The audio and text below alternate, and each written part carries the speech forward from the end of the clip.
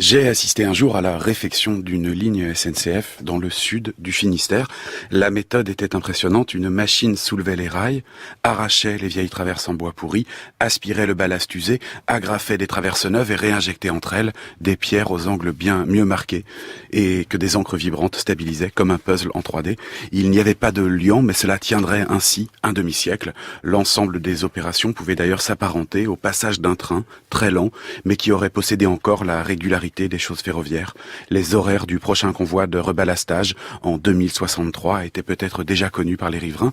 Le vieux Grac observait autrefois, à l'aube de ses 90 ans, les peupliers de l'île Batailleuse en face de chez lui à Saint-Florent-le-Vieil, en constatant qu'il les verrait peut-être bientôt coupés. Pour la troisième fois, les habitants du bout du monde verraient passer 2 fois le convoi, comme je verrai repasser, je l'espère, la comète de Halley en 2061.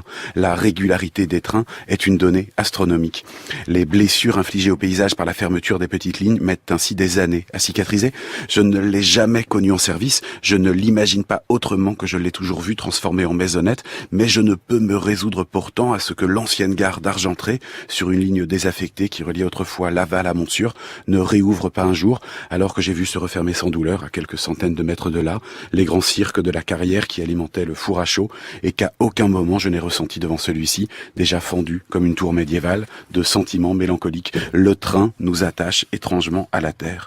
Je me sens mal à l'aise quand j'emprunte une véloroute installée dans une ligne de train désaffectée. J'ai toujours un vague sentiment d'usurpation.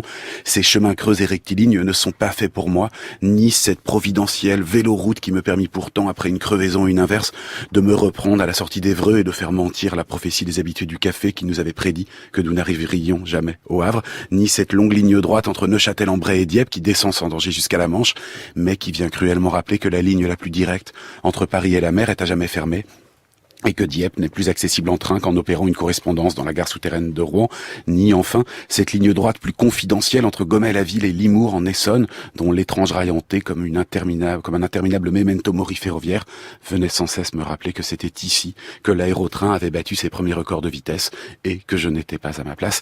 Il y a dans la véloroute quelque chose d'une profanation. On est là dans les ruines du plan Freycinet, cette utopie ferroviaire de la fin du 19e siècle, jamais tout à fait réalisée, qui voulait cristalliser la France comme un flocon de neige, qui voulait relier chaque préfecture à ses 3 sous-préfectures et celle-ci à tous leurs chefs-lieux de canton. De toutes les causes imaginables à la révolte inattendue des Gilets jaunes, les 2 plus certaines me semblent l'instauration des bus Macron et la réforme récente de la SNCF. Une grande peur citoyenne, un inexplicable sentiment de trahison, la certitude soudaine, après un siècle d'incertitude automobile, que la France rêvée du plan Freycinet était abandonnée pour toujours. Léo Strauss, le prince des antimodernes, le grand adversaire de Machiavel, disait que tout pendant qu'il subsisterait quelque part une forteresse classique invaincue, un argument oublié, une vérité endormie, alors le monde moderne demeurerait prenable. Ces gares abandonnées apparaissent soudain moins comme des ruines que comme un authentique contre-pouvoir.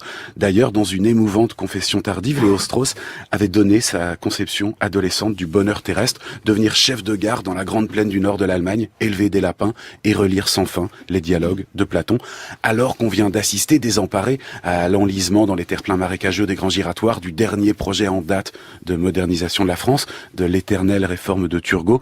Toutes ces lignes autrefois condamnées par la rationalité économique semblent prêtes à revivre et le pays a entré avec elles dans la recherche d'une liberté moins effrénée qu'au siècle de l'automobile, mais peut-être meilleure et plus régulière.